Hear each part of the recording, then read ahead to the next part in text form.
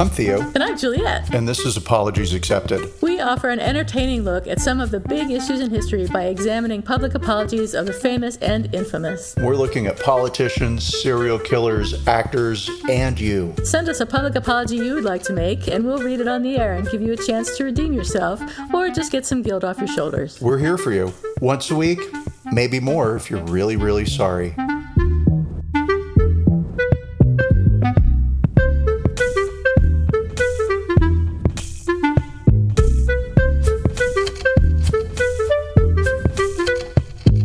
Hi, everybody. This is Apologies Accepted, the podcast. And I'm not Theo. And I'm not Juliet.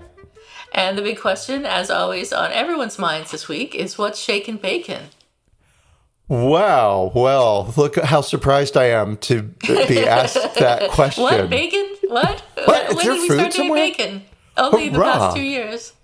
Let me see. I have had a real fun week at work, so all I have to do is talk about work. But I will say that, and it's kind of in line with the theme of today's show, I have been looking for kindness in the world. Oh my gosh. Yeah, I mean, instead of looking at all of the negative stuff on Twitter and how the Nazis have taken over that platform, because they really have, and like all the bullshit in the news cycle. Instead, it's like, if I see something that's really cute or nice or whatever, I make a note of it. So this morning I sent you a text of a photo of somebody's front yard, and they had put up kind of a fun sort of looking folk art sign that said, "Dog library, take a stick, leave a stick." And there were a pile of little sticks at the foot of the sign. And I was like, that is charming. That is sweet. That is so funny. Hurrah. My neighbors, I don't know them. There's an apartment building across the street. So I have like 300 neighbors. I don't know who they are.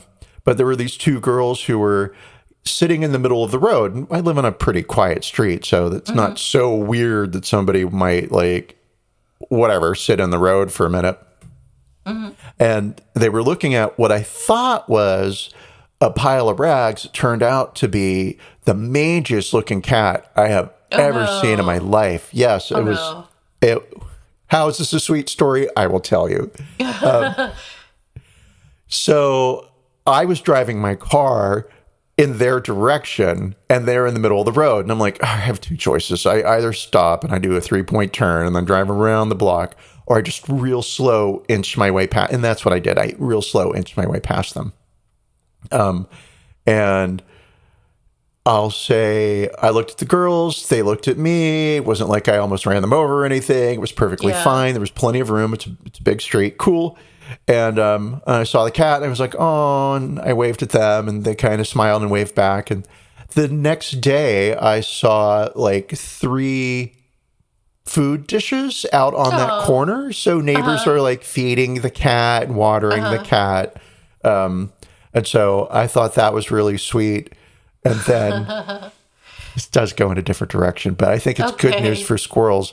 So everything's animal related, and they're so innocent. And so on another street that's a very busy street, I was driving, getting coffee in the morning, and there was a squirrel in the middle of this very busy street, right? It's 4 lanes of traffic.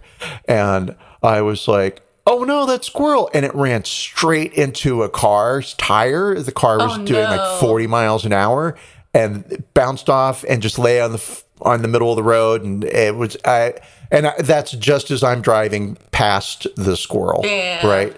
And it was not well. Like, it was clearly in like not a good situation. I was like, oh God, I have to drive around the block and go and stop traffic to rescue this squirrel. And I really want coffee, but I'm also kind of traumatized by what has happened to this poor squirrel. Because poor squirrel, right? I was not doing anyway. And then I was like, you know what? That was the Hitler of squirrels. That squirrel was evil. Oh my God. And I got him a coffee.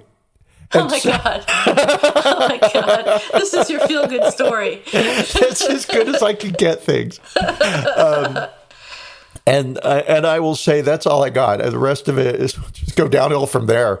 Oh my God. So, what about you? Volgenstuken Okenkoko, which is Norwegian for what's shaken bacon. I went to Norway and I went to Oslo, so I didn't get to see all the fun fjords and stuff in the north and the west and whatnot. But I'll hopefully be able to go back and see all those things eventually. But it was kind of a surprise visit to Norway. I mean, like a month before we left, my cousin told me that this guy that does call and response chanting, who's supposedly famous, or is famous in that area. I don't know how big a niche that is, but he's famous in that niche. Was going to be doing a workshop and a concert in Oslo, and she really likes him, so she wanted to go. And did I want to come with her? I'm like, sure, why not? And why not? I'll go to Norway in May. So I went, and I have to say that Norway is probably the best country I've ever been to in my entire life. What? Bar none. It is amazing. It is a progressive representative democracy. They have universal health care. They have comprehensive social security. It is clean. You could eat off the streets. It is beautiful. It is stunningly beautiful. The people are friendly. Everyone speaks English. Everyone speaks like 100 languages. There are tons of restaurants and cafes in Oslo. There's museums. There's all kinds of stuff. It's just amazing. And the parts that I didn't see are even more beautiful than the parts that I did see, according to pictures I've seen. So I would move there in a minute if it wasn't so freaking cold like 8 months out of the year. I am just, wow. Like, nobody's ever said shitty stuff about Norway to me. Right? But I've also never heard anything about Norway one way or the other. I know, right? It's like I never would have gone if my cousin wasn't like let's go to Norway, and I'm like, why the hell not? It was not on my list of top 10 places to go in the world, but I'm so glad I went. It was just absolutely amazing, and I hope I get to go back one day. So I recommend it very highly to anyone who's even pondering going to Norway. If you go up in the north of Norway, you get to see the northern lights and all that kind of stuff, and there's polar bears and fun things like that. But it was a blast. I had the best time, and the coffee is really good, and the pastries are amazing. So totally recommend it. Your favorite people in the world. In the world. I don't know who your previous favorite people. Who were your previous? What was your best favorite country before Norway stole your heart? Maybe Italy. Yeah, I can see. Look at me. I'm agreeing that, yeah, that's acceptable. Sure, that could be your favorite. I mean, the United States had it good, going good for a long time because it's the place that I was raised, and there's a lot of good things to say about the United States. And maybe like 10, 20 years ago, I would have said the U.S. is almost as good as Norway, and we're headed in the right direction to become a country like Norway. But now it's just like we're headed in the totally opposite direction. So I'm thinking that if I had the opportunity to move to Norway, I would consider it very seriously. This is after being there 1 week. So. Wow. Well, I am going to say this will be our bridge to the story, everybody. That I hear what you're saying about the U.S., right? And that the Nazis have taken over, or at least they've taken over the news cycle. Sure feels like it. Yeah. It sure fucking does. And that's awful. But what great would have been if it been like, and that's finally, thank God. Thank you, Nazis. Oh, God. But, cultures shift. Trends shift. We go from the left to the right, not even necessarily politically. It just takes so long, though. It takes so long while you're living through it. Sometimes you have to go through a lot of really bad wars for that to happen. So I'm hoping that doesn't happen here. How could it? At least now I'm alive. Right. After I'm gone, I don't care what happens. Everybody have a field day. Enjoy. But no, I think, and this is just me thinking, right, out loud behind a microphone, that we've all just kind of collectively have had enough. Enough hatred, enough bullshit. I hope so. Enough. Which is part of the reason why this story attracted me when you suggested it. I was like, oh my gosh, this is such a sweet little story. And so aside from this, which we'll get into, because it's a story of forgiveness and cupcakes. But, there's like all kinds of silliness. Like the Barbie movie is coming out, right? Right. And I've seen a trailer for it, and It looks joyful. I use that word, right? It looks cute. Will I go see it stoned? Not in the theater, but on Apple TV, probably, right?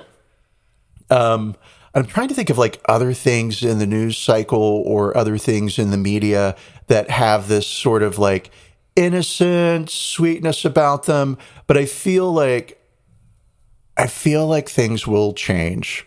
I hope so. I was watching Wanda Sykes' new comedy special last night on Netflix, and she does this joke that was really, really good. And so basically she's talking about all the book banning and all of the drag queen show banning, right? And she said something to the effect of, listen, the right wing has their perspectives skewed. It's not books that are killing children. It's guns. We should be banning guns, not books. And so the day that a drag queen walks into a school and kills 8 third graders with a copy of To Kill a Mockingbird, right? That's when you ban books and drag queens. Yeah. Hasn't happened yet. Right. I was trying to keep us on a joyful note instead of talking about drag queen killing children. So let's dive into it, shall we? All right, let's talk about our story this week. So last week in late May, which is last week, basically, a dude broke into a bakery in Vancouver, British Columbia, not Washington, I think. I'm 90% sure it's British Columbia. The bakery's called Sweet Something. He basically had been standing around outside of the bakery for about half an hour before he kicked in the glass window of the door. And then he went inside. He cleaned up the glass. He mopped it up. He took selfies on the store phone. And he walked out with a box of 6 chocolate champagne cupcakes. All of this leads me to suspect that he might have been a little bit drunk.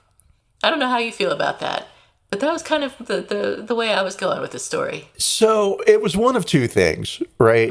Either the guy is super drunk, or it's, I'll say bipolar episode, but mental health episode, right?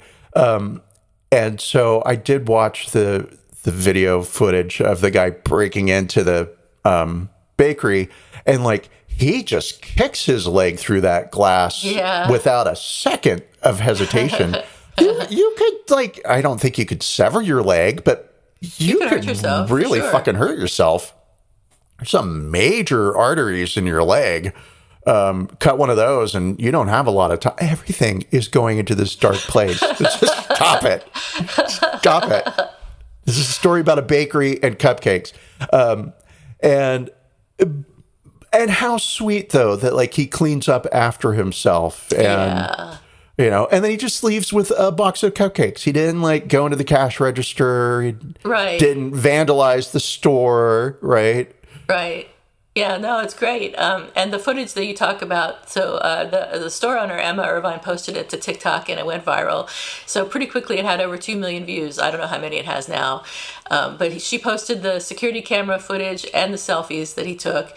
And in the selfies, he's wearing this big pair of orange sunglasses, which the store has wisely capitalized on this iconic accessory by making orange sunglasses sugar cookies and putting them on top of chocolate cupcakes and then selling them to benefit the store and help pay for repair of the broken door or window. The cupcakes are called Crime of Passion, which I think is funny. And the cupcakes look delicious. I wish I could get one. And I'm going to say this is a genius way of taking lemons and making lemonade. Absolutely. Right? I think that the store owner, the bakery owner, has a wonderful perspective on this, right? And accepted the apology, forgives the guy, and in a way, he's made her famous. She said that. She said, well, what did she say? That some people, she's getting more attention. Businesses picked up. There's eyes on the business. She said they would have never been there before. We even have people from the U.S., in Texas and Seattle, offering to buy cupcakes, saying they don't even want them shipped. They just want to help support us because they saw our story. It's really incredible what the online community can do for a small business. Yeah. So I was just going to say that she also said that the fact that he made these selfies and tried to clean up, turned the event from the sinking moment into a really good laugh with the team. We all have had a good giggle in the back, knowing that it was just 6 cupcakes and no one was injured. You can't be too mad at it. He did try to clean up. We all get our cravings, and some people really, really need our cupcakes or treats. They are very good. So I'm sure it has something to do with that, she said. And as you alluded to, the burglar actually called the bakery to apologize a few days after he broke in. She said, the store owner said, he gave me a call, and it was a really sincere, heartfelt apology. I have a soft spot in my heart for this guy, so we've definitely asked the police not to press charges. I couldn't believe that he had called the bakery. I don't know why, I just never thought somebody would call in after that. To have a conversation with him, it kind of closes the book on it for me. Sometimes getting broken into can be scary, and this was, in a weird twist of emotions, kind of seems like a feel-good moment when I got to talk to him. So he actually offered to cover the cost of the door and pay for the cupcakes that he took. I don't know if he came clean about who he was, or if he just offered to anonymously maybe drop a wad of cash through the mail slot. He breaks in again to leave a envelope filled with cash, yeah, and get the twice as much for the first and second breakthrough. No, yeah. I'll tell you how this ends. He's going to sue her because she's making money off of his orange sunglass image. Yeah. Well, he promised to give her the orange sunglasses, and the owner actually asked him what he thought about the cupcakes, and he said that he really, really enjoyed them. And she said, "Who knows if he felt like he had to tell me that? I told him I wasn't upset with him. I told him I wasn't even mad." So she feels like the apology has really righted the wrong that was done, which is really generous of her, and probably more generous than I would be in her situation. I would be like, pay me back, and I'm going to take you to court, and I'm going to throw you in jail. And you'll never get cupcakes again in this town. And you'll never eat another cupcake in your life. I don't know. I think I would be more like her. I think that no real harm was done outside of the broken glass door. Yeah. And so I would like to think that, yeah, okay, great. I was watching the guy for signs of drunkenness. Like, how wobbly is he? And he didn't seem that wobbly, which is kind of why I went more towards, well, maybe it's just a mental health moment. Like a manic episode or something. Yeah. I'm going to make this place so fucking famous. I'm going to break in here, and I'm going to use my orange sunglasses, and I'm going to benefit a small business. I'm a giver. I wonder what time of day it was and why he was wearing sunglasses at night. I believe it was night. So that's what time of day it was. Yeah, it was nighttime. It was probably pretty late in the evening. I don't think bakeries are... I mean, what do I know about Vancouver, right? Nothing. I've been a few times. But a long while back. So I don't think it's a big party town, but also I don't see a bakery in the middle of a bunch of bars. So is there like a drinking area close by? I didn't Google map the area, so I don't know. Maybe that would make a lot of sense if there was a bar next door or something. Yeah, but so either way, we'll just say that, I'm not surprised that he called in because that video footage of him is very clear. It is clearly only one person. Yeah. And he knew that, like, oh, my time is up. Right. Yeah. And so what do? You call and apologize. And I'll try say, to make up for it. Good for him. Yeah. Yeah, so as far as the apology itself goes, we don't have a transcript of the apology. We just have Irvine's reports of what was said.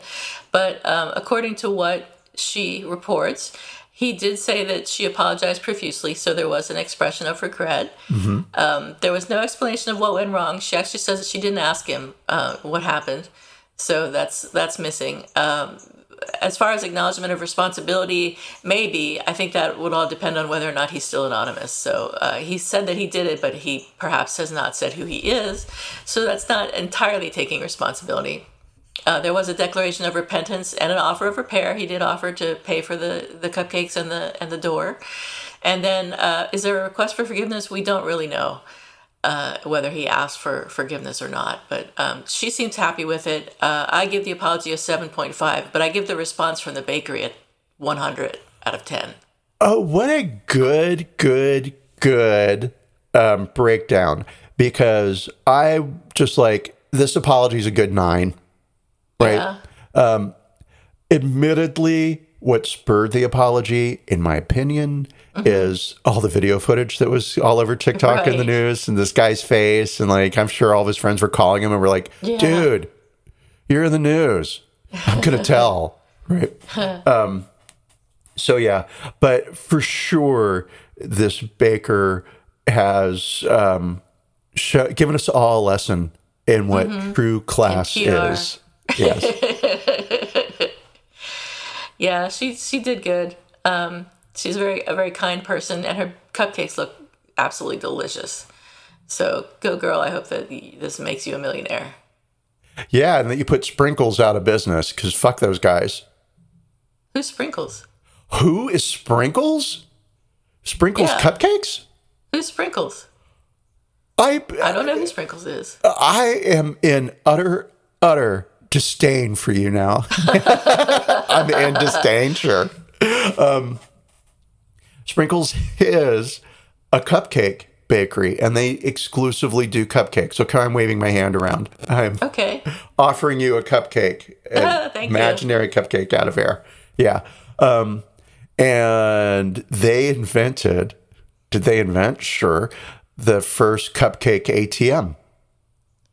Oh. And they put it out in Beverly Hills, just off of Rodeo. Actually, I think it was actually on Rodeo. It's on this stupid little side street that sort of makes a T with Rodeo. And how a cupcake bakery ended up on Rodeo, I have no idea. That would have been a fun thing for me to research. But I do remember seeing the cupcake ATM when they put it in. And I was like, really? People need cupcakes like at 3 o'clock in the morning or whatever? Absolutely. Apparently they do. Absolutely. Yeah. I've seen vending machines that sell things like cake slices and things in I guess Japan. But I haven't seen a cupcake vending machine. So that's very cool. I got to go down there and check it out if it's still there. There is one in Austin at the Domain. And so, and also a Sprinkles Bakery, right? And I think they might be the first bakery to ever just do cupcakes and only cupcakes. I see. But they used to be for sale at Williams-Sonoma. Who cares? Oh, I know so fucking much about Sprinkles. And did it start off in LA? I have no idea, but I've heard about Sprinkles for years, and I will say I've had one of their cupcakes and it was good. That's a cute name for a bakery, Sprinkles, a cupcake bakery. Yeah. Very apt. I like it. I will let them know that you approve. Thank you. Well, you are welcome. So do you have anything before we talk about apologies expected? I do. I have the history of the cupcake and the great cupcake wars between America and Britain. Wow. Yes. No, there's no great cupcake wars between America and Britain. I know. But, keeping in theme with lightness and sugar and things being sweet, there was not a lot of hot goss in the history of cupcakes. But I'm trying to think I'm working on a cake joke and it's just not there. So let's dive in. Let's start eating. So the origins of cupcakes could be traced back to ancient times, although they were quite different from the cupcakes we know today. The concept of baking small, individualized sized cakes can be found in many ancient civilizations, including Egypt, Greece, and Rome. These early versions of cupcakes were basically the same thing we have today, flour and eggs and honey, right? But the modern cupcake, as we know it today, was born in the 19th century. During this time, baking ingredients became more readily available, and advancements in technology, like the invention of baking powder, made baking easier. The term cupcake itself is believed to have originated from the practice of measuring ingredients using cups. There is a bit of a debate among cupcake historians about this. It is either the fact that cupcakes were baked in cups and therefore they were cakes in a cup cupcakes, or that you measured cups of whatever for cakes, right? Yeah. I'm on the camp of baking them in a cup is what makes them a cupcake. Okay. All right. And furthering that the correctness of my stance, In the early 19th century, cupcakes were also known as number cakes or 1, 2, 3, 4 cakes due to the simple recipe, which called for 1 cup of butter, 2 cups of sugar, 3 cups of flour, and 4 eggs. Wow. Yeah. So, all right. Who invented the cupcake? Well, here's where things get not murky. Well, we sort of do know who invented the cupcake, or at least there's a person we're going to give credit for, right? Who invented the cupcake? Nobody knows, right? But the first time that it appears in print was 1796. And the woman who wrote the cookbook, Amelia Simmons, called it the cupcake a light cake to bake in small cups. In her cookbook, American Cookery. So she's the first person historians will credit for air quotes around inventing, but she documented the cupcake, right? But the first official use of the phrase cupcake was in 1828. And that is a phrase used by Eliza Leslie, who wrote a cookbook called 75 Receipts for Pastry, Cakes, and Sweetmeats. The recipe described a cake baked in small cups and referred to it as a light cake baked in small cups. Okay, but I'm really taken with this Amelia Simmons, who is our first person to actually cough up a recipe for cupcakes, right? So 1796, we get the first recipe for what is a cupcake. 1828, we get the name cupcake. So Amelia Simmons was an American writer, cookbook writer, noted for publishing The American Cookery. This cookbook is considered an important text that provides insight into the language and culinary practices of former colonists, which helped shape American identity. It is considered to be the first American cookbook published in the United States. Little is known about Simmons' life except that she was an orphan and would never stop talking about that fact. I could say that because I'm an orphan too. She was left to the care of several guardians, and this was said to have helped shape her character. And so she was known to be opinionated and determined. Good for her. In light of the fact that she was a female author, it does seem that she may have had some strong will because women weren't supposed to publish in the late 1700s. So Simmons was forced to earn her living as a domestic worker. She was later described as a woman of modest means. I don't know why her financial standing is important, but there you go. In her published book, it was noted that she was preoccupied with her status in life. In her own words, Simmons claimed that she was circumscribed in her knowledge and lacked an education sufficient to prepare the work for the press. So basically, I know how to cook, but I'm too dumb to actually write a book. But here you go. You're welcome, Amelia. So let's see. According to historian Karen Hess, Simmons probably lived in New York's Albany area, which was the center of the manufacture of potash, a prominent ingredient in Simmons' recipes. I don't know what potash is. Let's see. And Simmons also used a lot of Dutch words in her cookbook, so sticking her in the New York area in the late 1700s makes sense. Let's see. Simmons' American Cookery was published in 1796. During this period, all cookbooks used in the colonies were British. This book contained practical recipes that catered to the wider American audience, as well as the meals that appealed to those who had a larger budget, as it taught its readers how to eat simply but sumptuously. This work is considered significant for addressing the deficiencies, and I'll use that word again, deficiencies of British cookbooks, which was you take some meat and you boil it. Take some more meat and you boil it. Boil this meat until it's boiled. Let's see. And why were there deficiencies? Well, because American culture just had different palate, we'll say, by the late 1700s. The cookbook was described as a place that acknowledged British heritage and introduced a new kind of cuisine and citizen cook. Its preface claimed that it was adapted to this country, meaning America. While it contained recipes copied from British cookbooks, it also included meals that had indigenous American ingredients or meals that substituted Native American ingredients. What? Wikipedia, that doesn't make sense. Simons copied her entries on creams. Shame on you. That's plagiarism. But then apparently she wasn't educated and didn't know that. But she introduced new ingredients such as cornmeal, pumpkins, and molasses.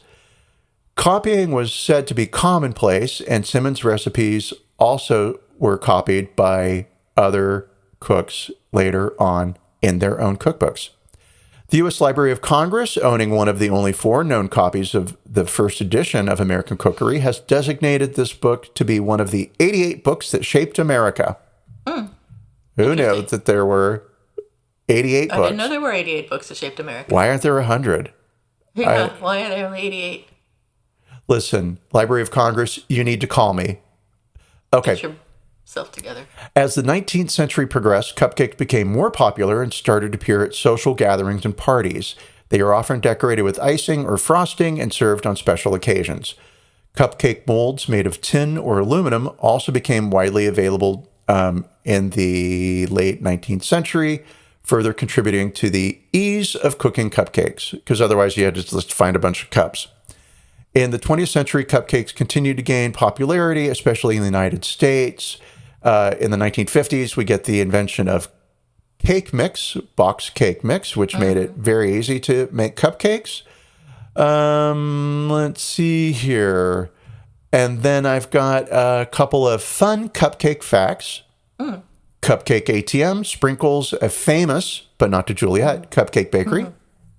Introduced the world's first cupcake ATM in Beverly Hills. National Cupcake Day is December 15th. And that's it for interesting facts about cupcakes. Sorry. I'll have to put National Cupcake Day in my calendar so I can celebrate it this year. It's exactly. An important day. And then in Britain, of course, they have cupcakes, but they also have something known as fairy cakes. And I've always thought that a fairy cake was just another name for a cupcake. It's not. Fairy cakes are different from cupcakes. Let's get into it. Fairy cakes are smaller, and typically the tops are cut off and set aside, and then a small amount of jam is placed in the center and a small amount of cream on top. The tops are then cut in 2 and placed on either side of the cream, making sort of looking like fairy wings, maybe. Right? Okay. That bit of a stretch there, in my opinion. But yeah, I always thought they were fairy cakes just because, whatever, that's what they were called. But that seems to be a different thing. Now, in the confusion of the origin of cupcakes, there was something in the late 1700s known as queen cakes. And queen cakes were first recorded in 1724 by I don't know if he's a cook, a fellow named Robert Smith, in his book Court Cookery, or The Complete English Cook. He instructs people to make queen cakes using currants and flavorings like mace. Here's his recipe. Take a pound of dried flour. Is there wet flour? Okay. Take a pound of dried flour, a pound of refined sugar sifted, and a pound of, that's sifted, not shifted, and a pound of currants washed, picked, and rubbed clean, and a pound of butter washed very well. Why are you washing butter? I don't know. Okay. And then you rub it into the flour and sugar with a little beaten mace and a little orange flower water. Beat 10 eggs, but half of the whites. Work it all together with your hands and put in the currants. Sift it in the double refined sugar and put them immediately into a gentle oven to bake. A gentle oven. A gentle oven. And yeah. So then let's see. And I went on Chat GPT because like I can't stay away. I'm addicted. And I was like, hey, Chat GPT, tell me about important cupcakes in history because I'm really flailing here. So it coughed up Sprinkles, which we know about. It coughed up Magnolia Bakery's Cupcakes, which is located in New York City. Aha, see? You knew that one. And that gained widespread recognition after being featured in the popular television show Sex and the City in the year 2000, which, for inattentive listeners, was 23 years ago. My God. Ah, fuck. The show's characters were often seen indulging in the bakery's iconic pastel. I watched Sex and the City a ton. I don't remember Magnolia Bakery. I don't remember them ever eating a cupcake. I don't remember them ever eating. All they did was drink Cosmopolitan. And then Royal Wedding Cupcakes. Cupcakes made their way into the royal scene when Prince William and that woman, Kate Middleton, chose a multi-tiered cupcake display for their wedding in 2011. Fun. Amazing. All right. And then because I was on Chat GPT and I just fucking love to torture that poor little thing. Have cupcakes ever been used in murder? And poor Chat, I'm going to get shut off from Chat GPT. And the response is, I'm not aware of any documented cases where cupcakes specifically have been used as a method of murder. It is important. It is okay. I can't do this straight face. I can totally do this. Ready? It is important to note that cupcakes are generally harmless and enjoyable treats. Generally. However, in the realm of crime and mystery fiction, there may be fictional stories or scenarios where cupcakes or food in general are used as a plot device in murder mysteries or thrillers. These are purely works of fiction and not based on real events. In reality, the use of cupcakes as a method of murder or harm is highly unlikely. Well, I guess ChatGPT is a fan of cupcakes. And that's what I have for the interesting and amazing world and history of cupcakes. Thank you, Amelia, for writing that recipe down. Queen cakes sound awful, so I'm glad they never got any traction over here. Yeah, and I'll say that's what I've got. You're welcome, awesome. America and the world. Yes. I thank you on behalf of America and the world. You're qualified to do that because you've been to Norway. That's right. So I have an apology expected. Do you? I do, but let's hear yours. Okay. Well, mine is thanks to you because you sent me an article about a critical article about Hannah Gadsby's exhibit regarding Pablo Picasso, which is being held at the Brooklyn Museum right now. So that's all. I think that was the ArtNet article that you sent me, Art News, ArtNet, and that's one of only one of many articles that have come out that have been really critical. And Jason Frago of the New York Times, in particular, owes me personally an apology for taking cheap shots at this exhibit. Sure, the exhibit has a cheesy title, the title is "It's Pablo-matic." Sure, it ignores the work of Cubist women who were Picasso's contemporaries. The descriptive texts that go along with the art included in the exhibit may indeed be juvenile.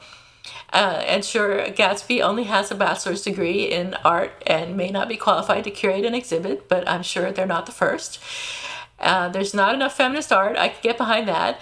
But my beef is that the critics should have waited until I had a chance to see the exhibit in 2 weeks before putting out their articles.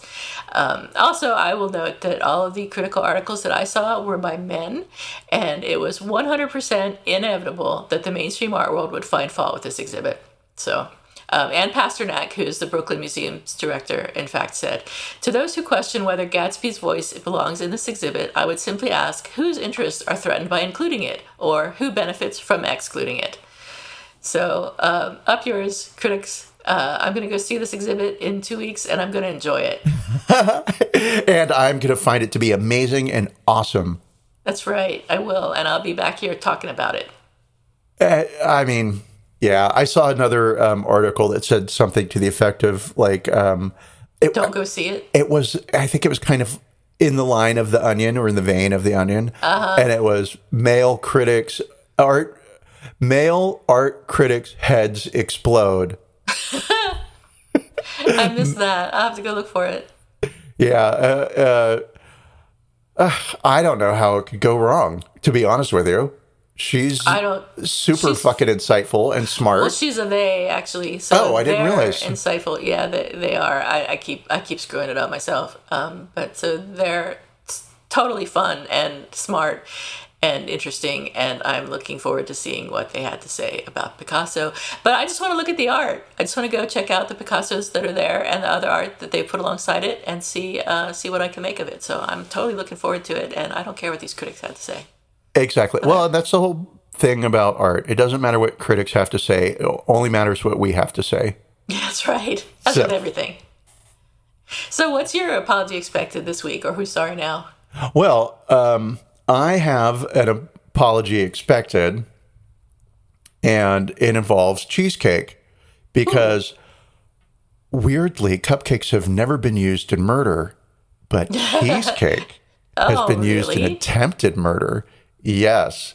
And so, apology expected. Let's see. This is from April of 2023. The apology has not happened yet. Apology expected from Victoria Nasirova.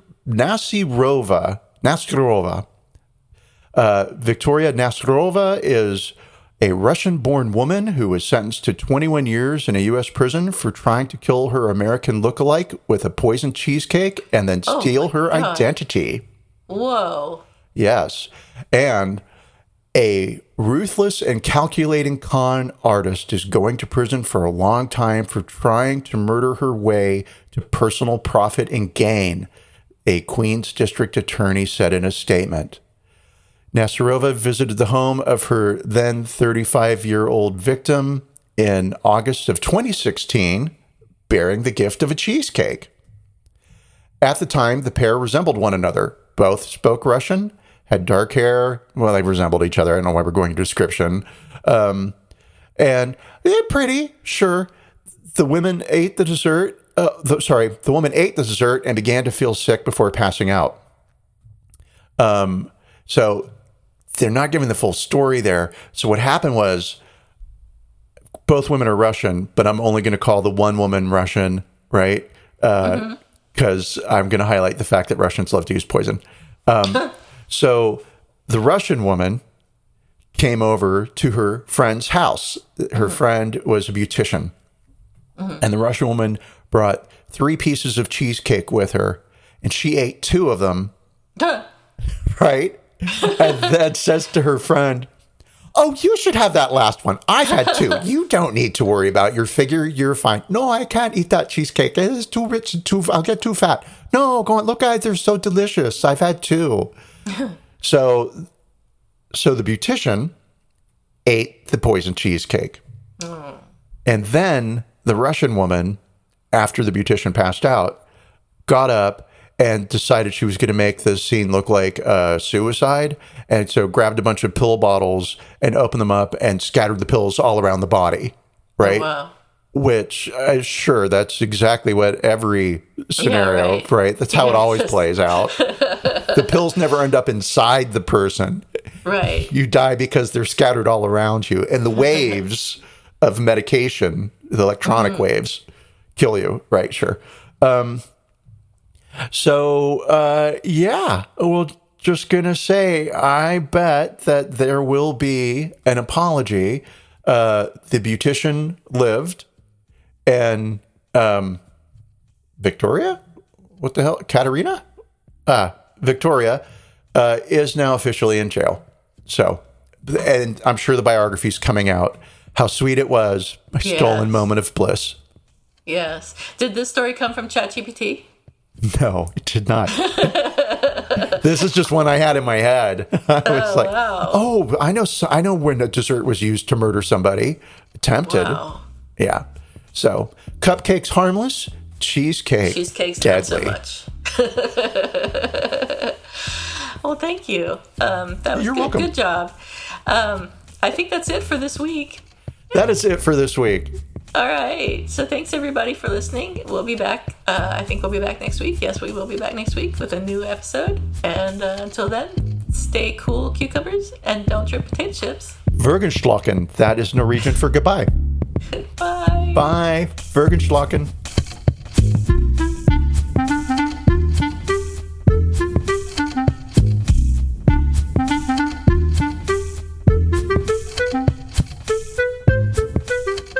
listening to Apologies Accepted, the podcast. You can find links to the articles and the sources in the show notes. To submit an apology or find out more, visit us at apologiesaccepted.net, where you can also find our merchandise. We're on Twitter at Apologies Accepted. And on Instagram at apologies.accepted. You can support our important work at Patreon.com/Apologies Accepted. And fuck Facebook. Bye. Bye.